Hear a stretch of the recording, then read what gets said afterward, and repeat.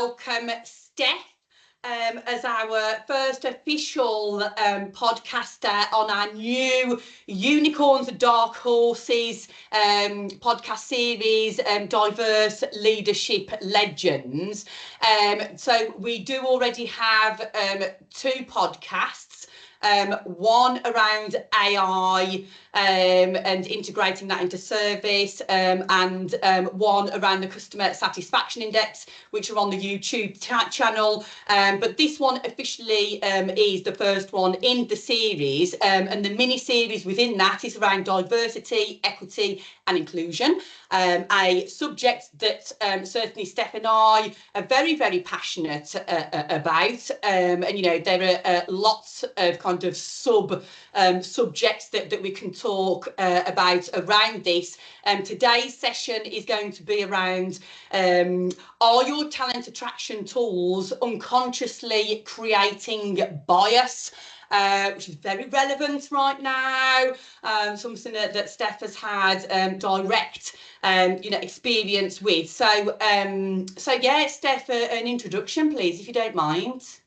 Absolutely, and super excited to be here, Hannah, so thank you very much for inviting me on. So yeah, my name is Stephanie Roberts. I have had quite an extensive career working in the world of customer experience, employee experience, behavioural science, and yeah, I'm hopefully here today to share some of that experience and how I've managed to navigate the world of recruitment, given the fact that I am neurodiverse, a female, and which we'll touch upon, socio-economically diverse as well. Awesome, super exciting. I've just realised that I didn't even intro myself. So just in case people don't recognise the face, so my name's Hannah Cox. I head up Gallup Executive. I've worked in senior level recruitment, retained search for many years, specialising at senior leadership level across marketing, operations and digital through the customer experience lens. So that's me. Let's crack on with some questions then, Steph. So you know, I don't think that it's a secret really, and to literally quote the words of the masses, you know, recruitment it's broken. Now, I'm not here to sell the benefits of using a specialist headhunter. That's not what this podcast is about. But we're going to uncover in this session some ways in which a direct sourcing strategy might not be attracting a balanced representation of candidates from diverse backgrounds, and give business leaders involved in the hiring processes some food for thought around this. So, you know, Steph, you've recently been a candidate in the marketplace. So from a candidate perspective, what was the biggest barrier in an application process that may have prevented inclusivity and subsequently prevented some people from applying for jobs? Absolutely. I mean, where to start? It's such a huge topic, isn't it? So I think that, yeah, I think most recently in my personal experience, I mean, as I've just said in my intro, so primarily I am neurodiverse, formally diagnosed with ADHD, but equally to add to that, I'm socio-economically diverse as well. So I don't have, for example, a degree, which, you know, in the world of recruitment at the moment is a bit of a game changer. So I think, yeah, my most recent challenge, I think the biggest thing for me, there's a couple of hurdles, but I'll start with the main one really. So I think that for anyone that is neurodiverse out there on the market, hopefully this will resonate. But as much as having ADHD brings a world of benefits, and you know, I wouldn't change it personally for the world, what it does also bring is I personally find it quite difficult in terms of anxiety and emotionally. So I think that, to answer your question directly, the very first barrier for me, if we start in sequence, was when I was applying for roles, and simply, I suppose, getting to that phase where I was physically confident enough to apply for the roles. And this is where I think for me, we don't talk enough about attraction. We talk a lot about assessment, which we'll move into. But when it comes to attraction, certainly from my experience, companies focus a lot on how we position ourselves in the market, how we do things like put statements of intent in our job adverts to say that we support neurodiversity or, you know, different elements of that. But actually, when you go to apply for a role, especially if you're using modern tools today like LinkedIn, I think this is where the problem very first starts. And I don't think this problem can be quantified. So me, going back 6 months, I'm applying for roles which I know I'm more than qualified for and perfectly suit my background and experience. But the very first thing as a candidate that I'm presented with when I click on a role on LinkedIn is, first of all, how many people have applied for the role. So straight away, again, being neurodiverse, that sets us back a little bit from somebody that's neurotypical, because I'm sure everyone knows the statistics about men versus women and propensity to apply, etc. But ultimately, straight away, if you see that 500 people have applied for a role, you start to instantly question whether you're going to be the one out of 500 that get the role. So that's the first sort of psychological barrier to get through. And then when you do get through that barrier, the second piece of information that LinkedIn shows you is, of the 500 people that have applied for the role, the seniority of those people. Now, at the time I was applying for a director role, just to give you a personal anecdote, and I'll never forget one of the jobs that I applied for. There was 500 people that had applied. It was for a director role, and LinkedIn kindly informed me that every single person that had applied already was an executive or above. So again, straight away, that put me off thinking, well, not only is the 500 people have applied, but every single one of those people is more senior than me already. And then finally, the last thing that I saw as a candidate was, out of all 500 people, every single one of them had not just one degree, but 2+. So whether that be a PhD, etc., etc. So yeah, I think, you know, given the context, I think at the moment, many companies aren't even able to quantify the opportunity of talent that they're losing, because people aren't even knocking on the door because they're being put off before they get there.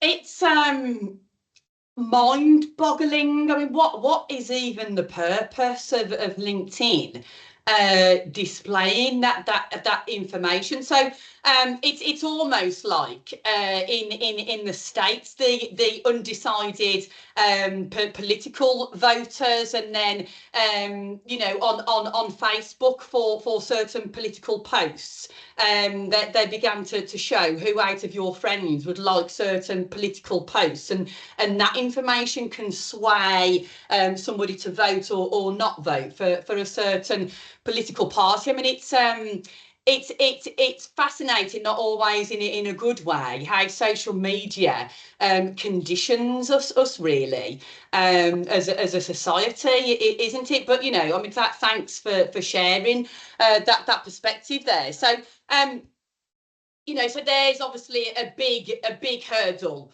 to overcome. So let's say that you're in an application process, and your CV arrives at you know, through a portal at the business. I mean, do you feel that the AI has been used as part of the soft screening process before a CV even gets to a live person? And what makes you believe that? Absolutely. So the short answer is yes, I do believe AI has been used. And I think that, you know, being a realist and a pragmatist, I think the reason I believe that is because it has to be. I think just given the world at the moment and the sheer volume of candidates that are out there, I don't see there being any physical way that we can operate without AI when it comes to recruitment, when it comes to, I suppose, sifting or filtering. Certainly when, you know, some roles are having 1,000+ candidates apply, there has to be some way to enable a recruiter to do the job more efficiently. So, you know, I'm a big fan of AI. I'm a management consultant myself. I think it is, you know, it's key to progression. But for me, it's probably the way the AI is programmed. So there's bias already that exists within the AI for the things that it's looking for. So I'm not against AI being used as a tool to expedite the filtering process. But what my worry is that the foundations and how that AI has been coded and what it's there to look for is where the bias exists. So, for example, get rid of people without a degree, get rid of people that weren't this level or above or haven't got X amount of experience. You know, it really depends on what people are asking it to search for. I mean, with all due respect for that particular role that you were talking about and 500 applicants, Steph, I can categorically tell you right now there are not 500 of you in the UK, because if there were, there wouldn't be a need for people like me. So to set the algorithms on an AI tool, you can pick out keywords and other things to make a filtering process more successful. But then it's alarming to hear how many digital processes, which are then using AI for further screening, include information, DE&I, and kind of where you see yourself fitting anyway, which, it's not mandatory to answer those questions, but people can if they want to. But then date of birth, dates of education, even where you went to university, if you have got a degree. I mean, what are your thoughts around kind of those complexities? What are the experiences? Yeah, so again, it's funny because I think what recruitment sets out to do and materially the experience you have often are quite disjointed. So I used to head up a recruitment role for a previous company, and I used to look after employee experience and candidate experience. And we went through all that in terms of we need to not be biased towards age, towards nationality, towards race. We did all the things like blind CVs. But for me, the only thing that really matters is the competence of the person and the suitability for the role. And I think that what we need to be doing is cutting out of a lot of the noise, and almost if it was any other process in a business, we'd see information like that as waste because we don't need it or directly use it, and it has no material difference on the end result. For the candidate, I think the only thing that's enabling at the moment is filtering, and that filtering for me is eroding what we're trying to achieve, which is diversity of thought at the end. Yeah. Fair enough. It's a wild world, isn't it? Really, we're hearing all sorts of different stories. But I mean, unicorns and dark horses. You probably fit into both of those camps, to be fair. But I love adding a wild card onto a short list. Quite often a client will say to me, so I'm very good at asking the difficult questions and pushing back and really utilising my knowledge, within client relationships and when fulfilling a search process. And quite often a client will say to me, oh, Hannah, on paper, this person, I'm not really sure. And I'll say, yeah, I'll totally appreciate that. These are the reasons that this candidate has been put forward. Just meet them. And always the client will say, oh my gosh, Hannah, that candidate after meeting them, I can totally see why you put them in front of me. And so you can't always rely wholly on paper screening, subsequently AI, to get to the right talent. That there has to be something else involved, doesn't there? So we're very good at talking, aren't we, Steph? So let's crack on with the next question. So writing inclusive job descriptions is a big consideration around curating an inclusive process and clearly requesting certain levels of education may not be seen as inclusive. And there's a whole host of terminology that should or shouldn't be used to ensure that certain misunderrepresented groups are not excluded and alienated. I mean, what's the biggest no-no that you've seen here that has made you stop and second guess whether you should apply for a role or not? Yeah, so that's a great question, actually. And I think that one of the things I spotted quite early on was just sort of the over-engineered or complexity of language that's used. So I know we talk all the time about using accessible language for people, but again, in practice, you don't really see accessible language day to day. So I think that a lot of the job descriptions that I came across, by no means am I, a stupid person? In fact, quite the opposite. I'm quite intelligent, but I find myself having to often copy and paste or drop and drag a job application into things like ChatGPT and saying, help me understand what this is really asking for, almost like cut through the noise to tell me what I'm really after. And ultimately, when I was doing that and looking at what the job was really saying, it was either that one, the job just wasn't sort of fit for purpose for me, or it didn't interest me. But two, what I often found is that due to the way the job description was written, it actually put me off the company entirely, because again, what they're stating in their pledges around neurodiversity or wanting to attract diversity, what they're putting out there is the exact opposite. I mean, this actually could be a podcast in itself, couldn't it? And maybe we should do something around kind of delving into job descriptions in a little bit more detail. But I think neurodiversity, some of the traits there, with the hyper focus and obsessiveness, and you will read a job description and really kind of take care with the contents of it when from a candidate perspective, whereas from a business perspective, so I'll own up to something here. Very rarely will I read a job description for a role until I'm at the end of a client consultation process, because job descriptions are quite often put together by HR, and yes, they will detail actual role responsibilities in there. What's really required from the business and from the hiring manager can be different to what's on a job description, just different to what's on a job description. So I will spend a long period of time with a hiring manager asking in their own words what they need from somebody to fulfill what's required in the role to be successful, etc., etc., etc. And as I say, quite often it will be very different to actually what's detailed within a job description.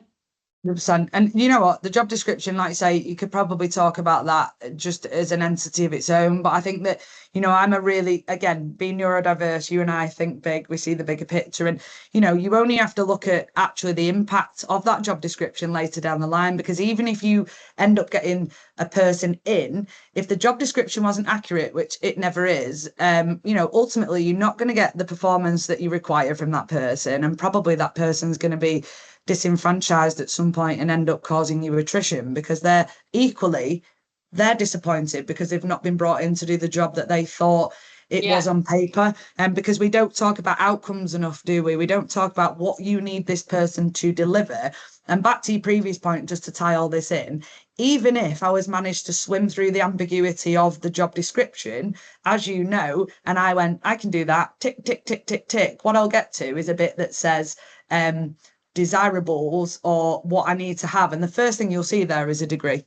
So even if I manage to get through, back to the previous point we made about being socioeconomically diverse, I think that ultimately, even if I identified with the job description, nearly every single job description I saw said that it needed, when you got to that stage, qualifications is an actual section on the JD, and then it talks about that sort of higher education, irrespective of the fact if I've got 20 years experience in actually delivering what they want me to deliver. And I know you and I have joked before, but you know, if this was brain surgery, I'd rather have a surgeon do it that's done 500 brain surgeries than one that's never done any, but he's got a shiny qualification and degree that says that they can. So I mean, you know, there are certain roles where you need to have a degree, and to be a brain surgeon clearly is going to be one of those. But, you know, 20 years in senior leadership, I mean, that's on the job learning and degree level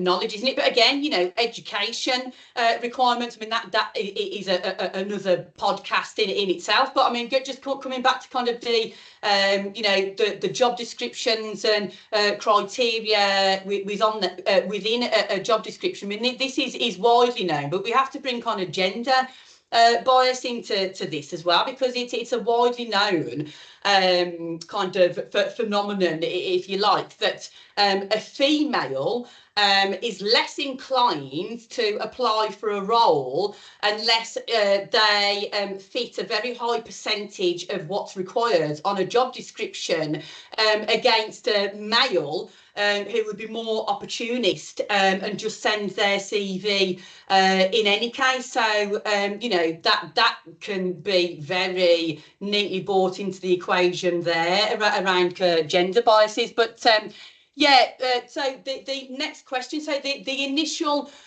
reach out, so this is interesting, and since working on you know, what we should talk about around the podcast, I've had feedback from a senior leader who's in a digital process right now, and again, like you, there's just no way there are kind of, you know, hundreds of that person for that particular job in the UK, but you know, first stage, so they've had email communication because they've been referred into the business at managing director level, as well as going through the digital process.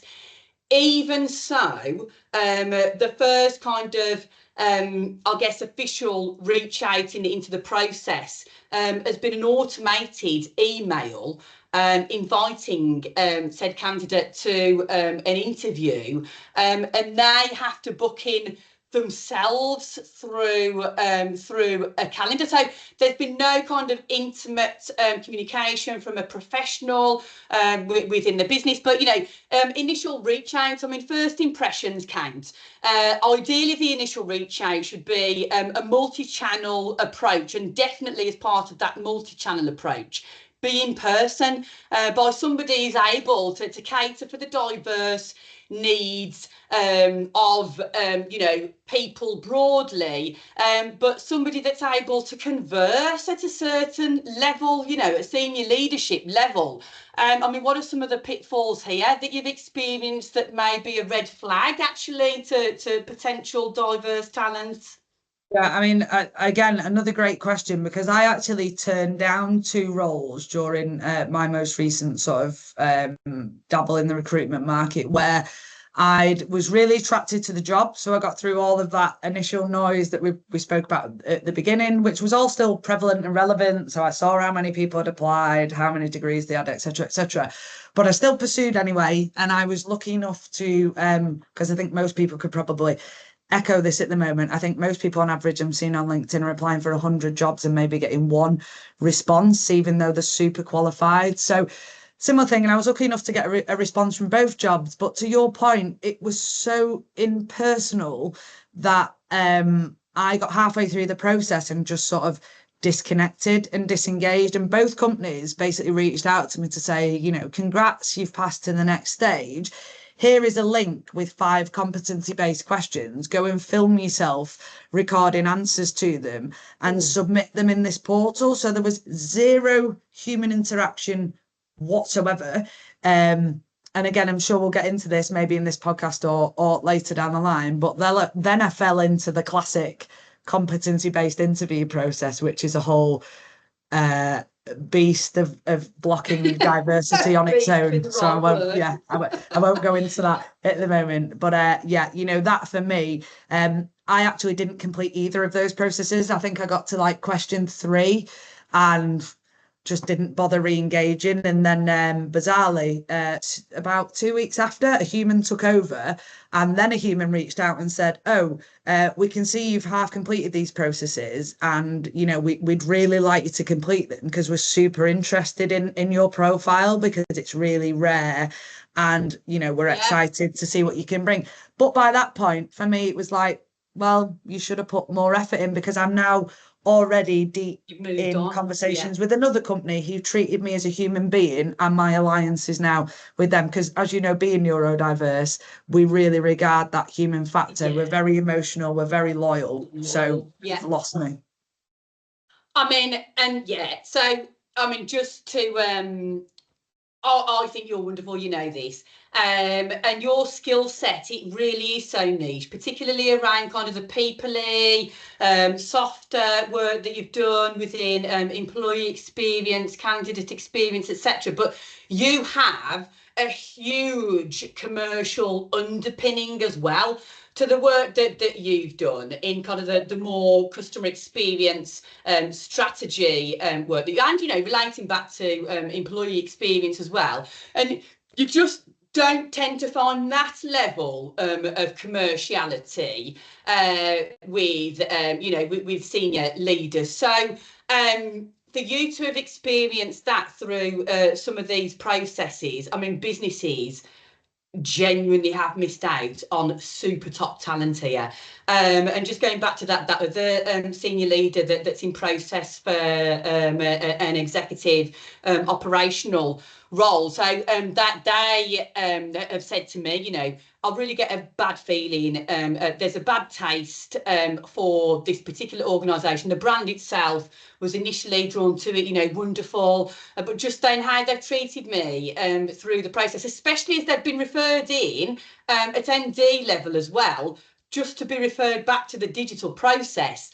And then I'm thinking about withdrawing, and I've had to say, okay, well, so let's not concentrate on that too much. Let's look at the bigger picture here. Bigger picture, we love it. What is the goal that we're looking to achieve here? It's you securing your next role. So look at that. This is a stepping stone for you to go through the whole process, but then look at the benefits here as well. I mean, at least it's a business that is at least piloting technology. So, just at this stage, just try and be a bit more kind of open-minded about things. But, you can't help how you feel. And your gut is a very strong voice, isn't it? So again, really fascinating. But I don't know if we're kind of at the end of our session now. I like to keep these podcasts short and snappy, and we can talk for forever. Can't we, Steph? I mean, is there anything else that you wanted to add in?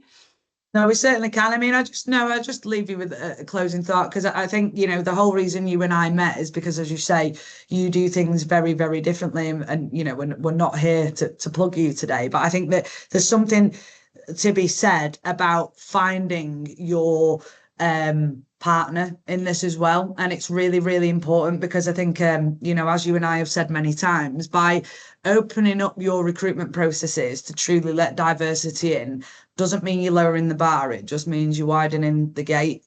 And that's super, super important to get the right talent into your business. So no, just excited to keep talking about this topic with you, because I think it's something that diversity's spoken about a lot. But for me, it's the diversity that we can't see, which impacts people materially the most. And it's really important that people like you and I have a voice and use that voice to help others. So I love that. It's not lowering the bar, it's widening the gate. I absolutely love that. And we could talk forever, couldn't we? And we will be doing many more podcasts around DE&I, but thank you, particularly DE&I in recruitment. So I'm so grateful that you've joined me today, Steph. So look forward to having more sessions with you around this, and taking helpful content out to our network. That's what it's all about, isn't it? Absolutely. Thank you for inviting me. super fun as always. So my pleasure. Yeah, cool. absolutely.